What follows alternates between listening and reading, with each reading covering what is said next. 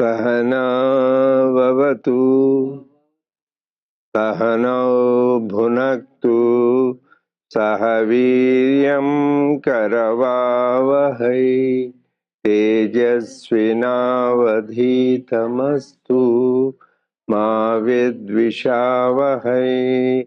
Om Shanti Shanti Shanti. May the Lord protect us. May He nourish us. May we acquire the capacity to study and understand the scriptures. May our study be brilliant, and may we not cavil at each other. Om, peace, peace, peace unto us all. Dear brothers and sisters, loving Sai Ram to all of you. We welcome all of you to the Satsanga, the Sathya Sai Baba Center of Arcadia.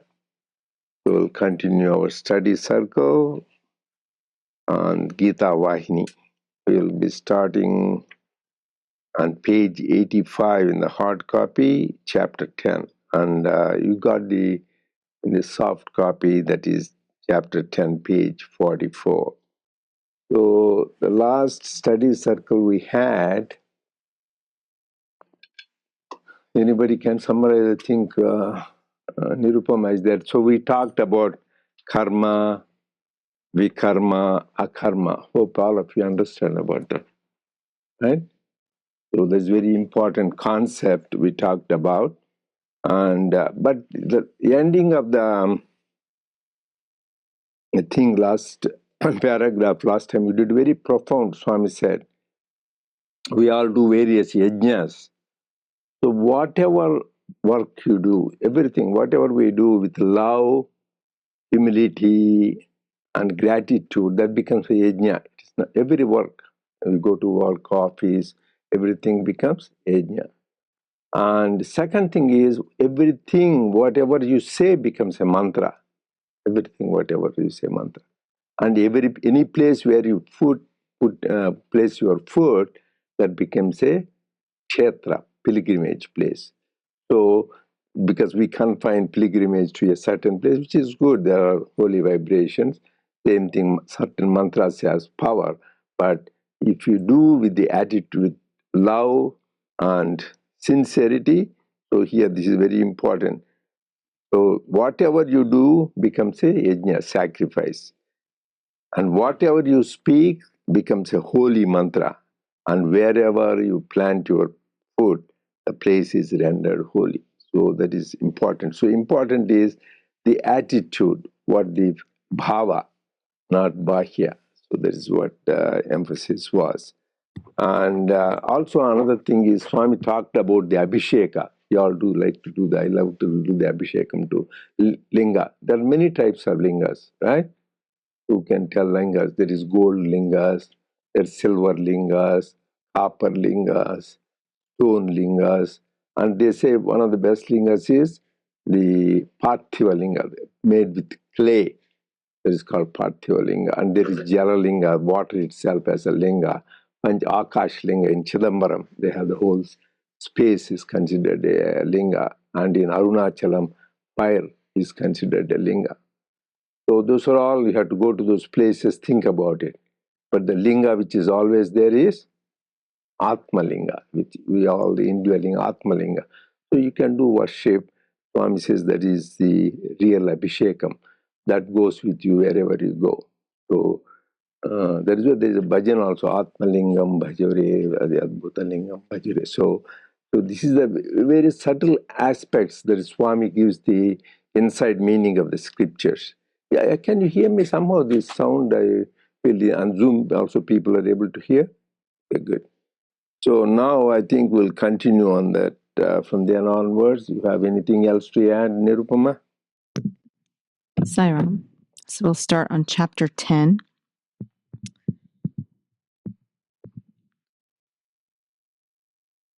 Dhananjaya. Only he is entitled to be called a Pandit, who has seen clearly the distinction between karma and akarma. If he has only stuffed in his head the matter contained in books, he is not a Pandit. The Pandit must have an intellect which grants the vision of the truth, samyak darshana.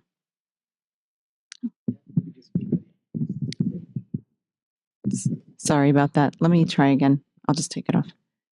Sairam, is that better? Hello? Mm-hmm. Better? Okay, Sairam. Some people say that a gnani must perforce suffer the consequences of prarabdha karma. He cannot escape from it. This is a conclusion that other persons draw, not the experience of the gnani himself. To those who watch him, he might appear to be reaping the fruit of past karma. Where are we? I thought we are page 85 and starting with Arjuna. I shall tell you something, right? Which are we on the correct? Huh? Arjuna, I shall tell you something about Yajna, right? That's where we start.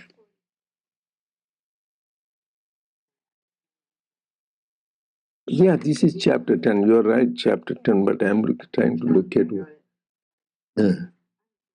I also. So that's the last paragraph I read. So keep attachment of all. When that is done, whatever you do becomes a sacrifice. Whatever you speak becomes a mantra. Wherever you plant your food, the place is rendered holy. Yes, I got it here. I'll start on, for me it's 87, but I'll start on the paragraph above. Sorry about that. Thank you for patience. You went ahead to 87? For my book. So I'll start with do Abhisheka. Even though right, after that, correct. Do Abhisheka to the Atmalinga, where the pure waters of your own pure Chitravati mental impulse.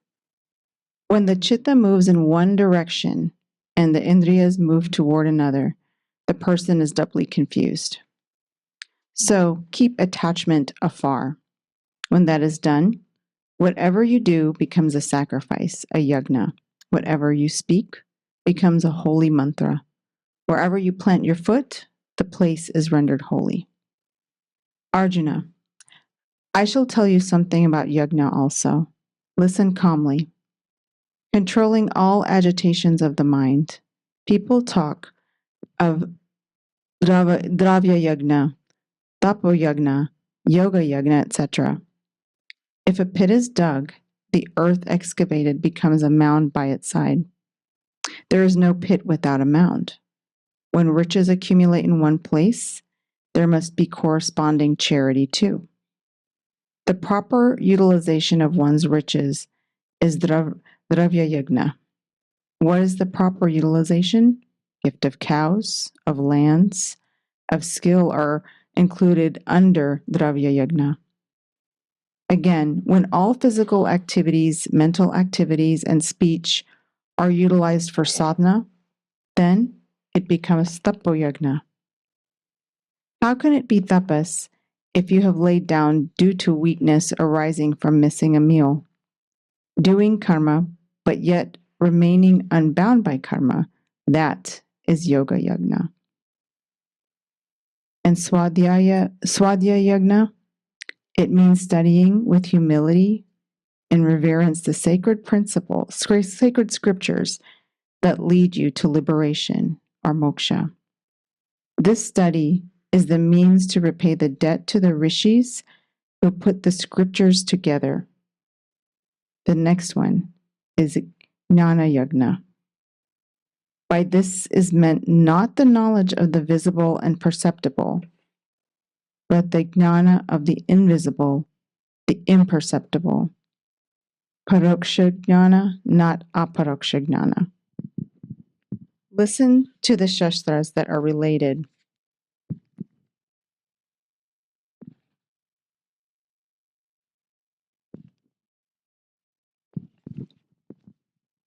To this jnana. Study them and ponder over the teaching in your mind, weighing the pros and cons. This is called Gnana Yagna. Gnana means also the eagerness to realize the Atma Tattva through inquiry from elders and those who have spiritual experience. Arjuna, you may ask me about the means whereby this can be acquired. Those anxious to get it have to go to realized souls and win their grace and studying well their moods and manners, and they must await the chance to ask them for help. When doubts arise, they should approach them calmly and courageously. Studying bundles of books and delivering hours-long discourses and wearing the ochre do not make the genuine gnani. Gnana can be won only from and through elders who have experienced the absolute. You have to serve them and win their love. How can doubts be ended by the study of books? They only tend to confuse the mind. Do you want me to stop there? Yeah. Yeah. Okay.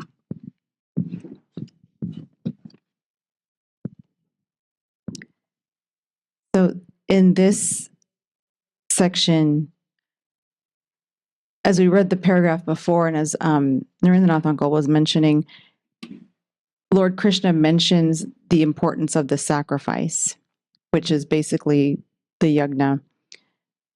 So all the different types of sacrifice are described to us, and they're not really described with the sense of importance necessarily, but it's wherever we are in that path or that journey. For example, a lot of people will practice the Dravya Yagna, which is the proper utilization of one's riches. And that's also a pillar in Islam where you give part of your income to the poor as well. And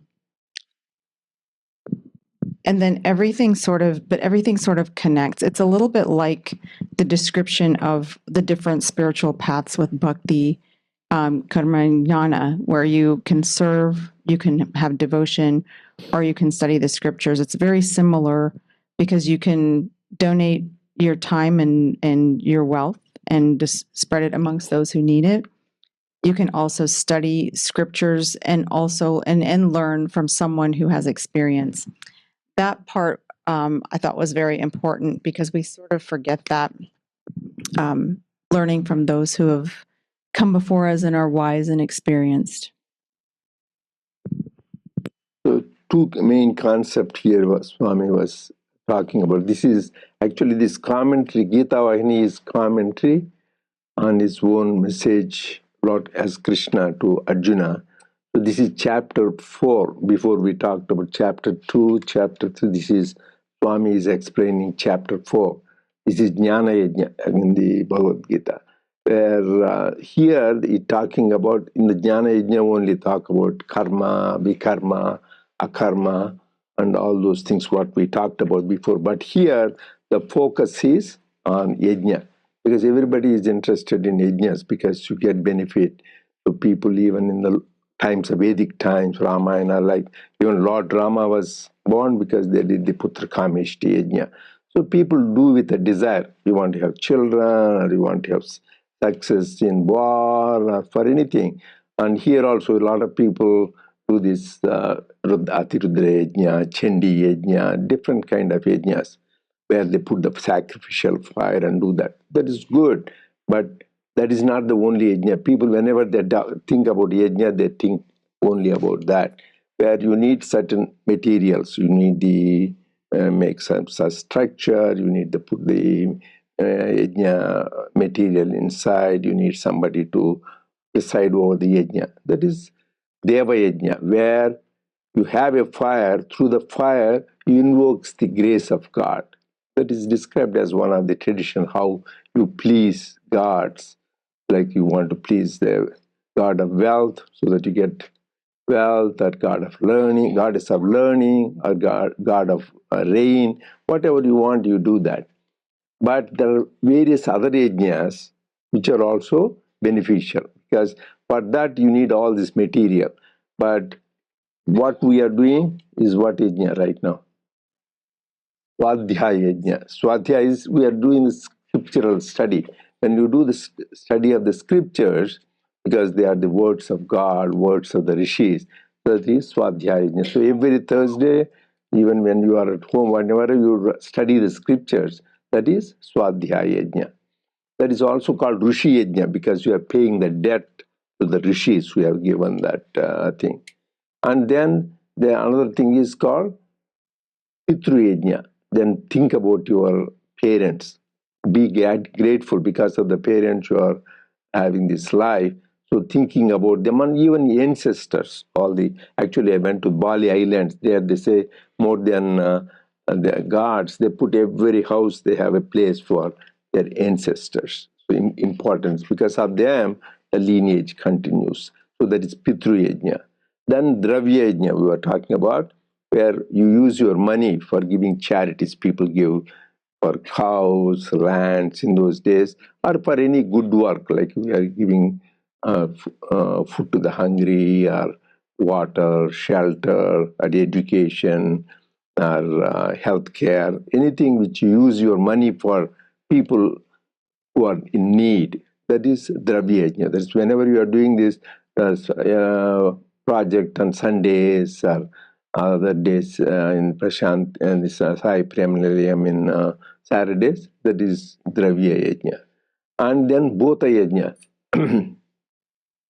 that is giving food to the plants, even animals, ants, cows, and crows, whatever it is, because they're all manifestations of Lord.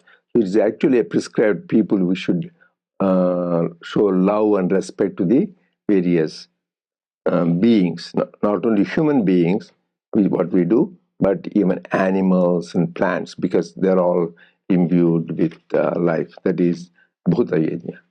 And then Japa Yajna. Whenever we do Japa, repeat the name of the God, that is a yajna, Japa Yajna. Actually, Lord Krishna says in Vibhuti Yoga, chapter 10, Yajnanam Japa Yajñosmi. Of all yajnas, I am Japa.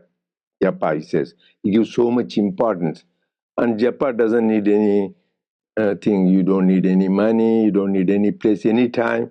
Even sleeping you can do. So that is the easy way to do, but it's very powerful because Lord Krishna says, Yajnanam Japa Yajñosmi. Of all yajnas, I am Japa. Japa. Like he says, I'm in the mountains, I'm Himalayas, I'm in the rishis, I'm Bhrugu, like that. He says, Yajnanam Japa Yajñosmi. And then the final yajna is Jnana Yajna, self-enquiry. So that is why everything ends in Jnana. That is what. And also Lord Krishna says, Na Jnanena Sadrusham, there is nothing equivalent to Jnana. And also he says, Jnanadeva tu Kaivalyam, only through Jnana you will attain the ultimate liberation. So Jnana is the one which is everything ends in Jnana. So that is the two yajnas is Japa yajna, which is easy, and another is Jnana yajna. But all this yajna, what we talked about, Swadhyaya yajna, Daiva yajna, Rishi yajna, Pitru yajna, Dravya yajna. So all these are really useful. Anybody want to summarize that all yajnas? So any yajna, you do that, but you do combination. So we don't like right now we are doing the Swadhyaya yajna. So on the weekends you go and do some service. That is Dravya yajna. So then when you feed the that is both a yajna. When you think about your parents or ancestors, that is Pitru yajna. So and Daiva yajna you do in morning worship. Daiva is Daiva yajna. You can not necessarily do one, you can do combination of everything. When you repeat japa, that is japa yajna. And do self-enquiry, that is jnana yajna. But this will go next week. But how do you get the jnana? That is what next paragraph you read. So it's first what is yajna, then next paragraph you said, you may ask me how this can be acquired, right? That is different thing. How do you obtain this jnana? So there is a shloka, that is what as Shirdi Baba he explained. Tadvidhi pranipatena pariprashnena sevaya upadeshanchite ajnanam jnaninam tattva darshanaha. So that means this is how to, again, here Swami is explaining, you go to somebody who is who is the enlightened one, you go to him, you go and worship him, adore him, and you serve him, and that means through the process of service and through the adoration and self-inquiry, then you do that, then the Guru will give you jnana. But in Shidi Avatar, he told a different explanation that will take a long time. So all of you read that particular shloka. And it is there in Shidi Sachirita, actually a part of a chapter it is there. So one of the his devotees of Shidi Baba called Nana Sahib Chandorkar, he was reading this particular shloka and he was doing to himself, mumbling. Then Baba says, read it loud, because it is Sanskrit. He thinks Baba is even though it's like power of Maya, because he thought Shidi Baba is a Muslim, a fakir, what does he know about Sanskrit? So, no, he read it loud, and he makes him read loud and explain. He was completely surprised that Baba knows the inner meaning. This man who thinks he's a Sanskrit scholar, he doesn't know. So please read it in Sachitarita, also in Gita, in Jnana Yajna, this particular chapters, how to get Jnana.